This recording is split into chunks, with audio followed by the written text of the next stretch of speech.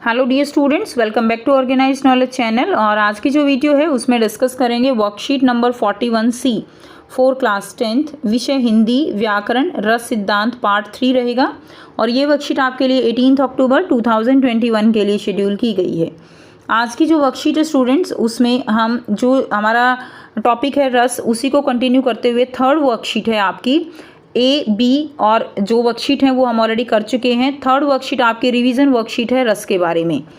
सो worksheet शुरू करने से पहले प्लीज़ चैनल को सब्सक्राइब कर लीजिए, बेल आइकन को प्रेस कर लो ताकि आपको आने वाली वीडियोस की नोटिफिकेशन वो समय से मिल जाए। सो देखिए क्या दिया गया है बच्चों। अब तक हमने जाना कि काव्य साहित्य को पढ़ने सुनने से उत्पन्न होने वाली आनंद की अनुभूति को ही रस कहा जाता है।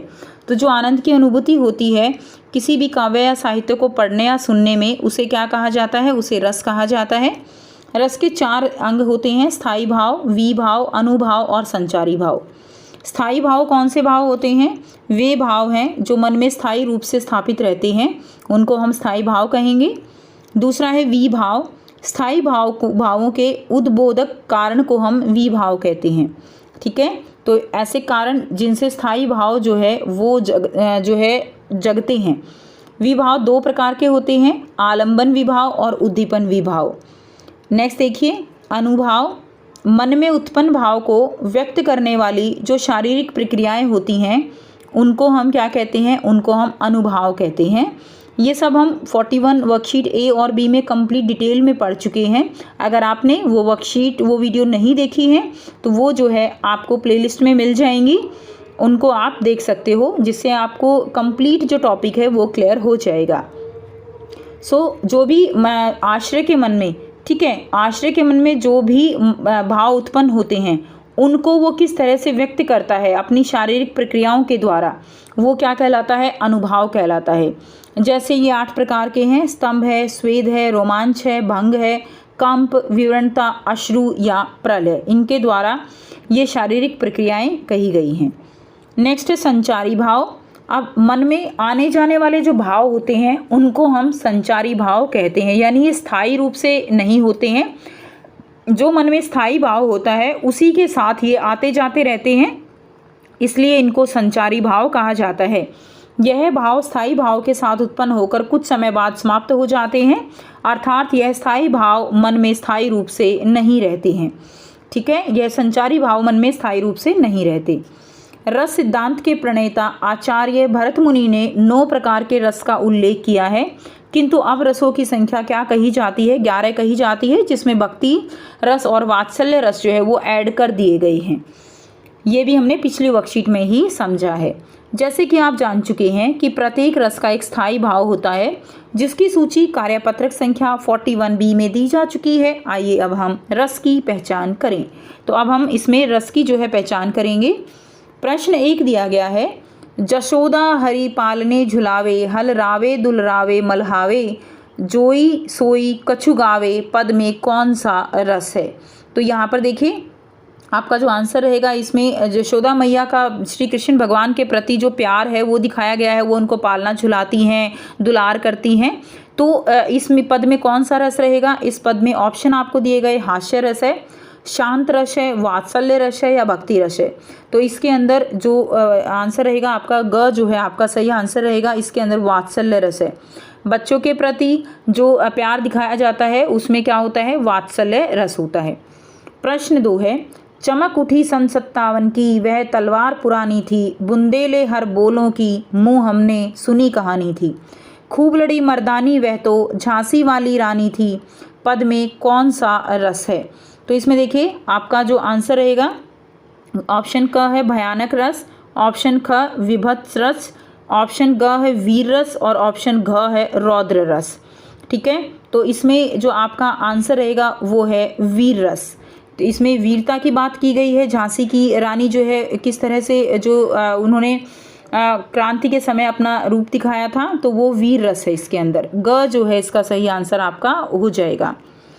प्रश्न 3 है: बोले चितय परसू की ओरा, रे सट सुने ही सुभाव न मोरा, बालकू बोली बदो नहीं तो ही, केवल मुनि जड़ जान ही मोही, पद में कौन सा रस है? इसमें आपको जो आपका राम लक्ष्मण परशुराम संवाद है वहाँ से ये पद लिया गया है, जिसमें जो परशुराम जी हैं वो कहते हैं कि तुम इस फरसे की तरफ देखो, तो एक तरह से जो क्रोध है यहाँ पे, गुस्सा है, ठीक है, लक्ष्मण के प्रति गुस्सा जो है परशुराम जी यहाँ पे व्यक्त करते हैं कि मैं तुम्हें बालक समझ के नहीं मार रहा हूँ। तो इसमें कौन सा रस हो जाएगा? श्रृंगार रस है, रौद्र रस है, भयानक रस या हास्य रस? तो इसका सही आंसर हो जाएगा ख। इसके अंदर जो है क्या होगा? भयानक, ये रौद्र रस रहेगा, ठीक है। ख जो है इसका सही आंसर हो जाएगा।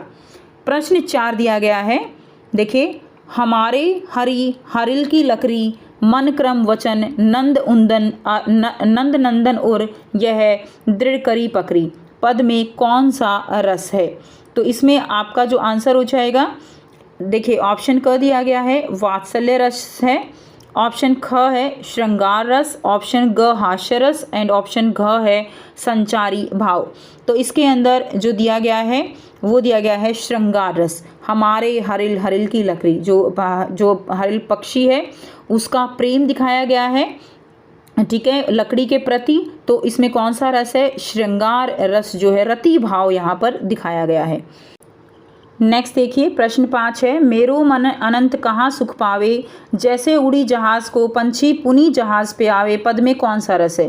तो इसमें सूरदास जी की जो है भक्ति भावना श्री कृष्ण जी के प्रति दिखाई गई है कि जिस तरह से पंछी जो है वो उड़कर उसी जहाज पर आकर बैठता है, ठीक है, तो इसी तरह मेरा मन भी जो है वो सभी जो भगवान हैं उनसे जो है घूमता हुआ और श्री कृष्ण के पास ही आके जो है रुक जाता है, यानी अन्य देवताओं से के यहाँ से भटक कर मेरा मन फिर श्री कृष्ण के चरणों में ही लौट आता है।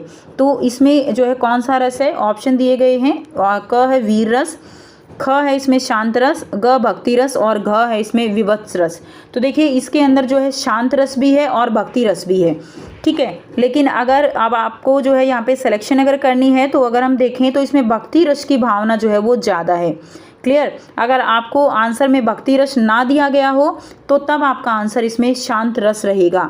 तो इसका सही आंसर जो हो जाएगा यहाँ पर वो आपका ग हो जाएगा, भक्ति रस, ठीक है। तो फोर्थ का आंसर आपका क्या हो जाएगा? फोर्थ का आंसर आपका ख रहेगा, फिफ्थ का आंसर आपका ग रहेगा। क्लियर है?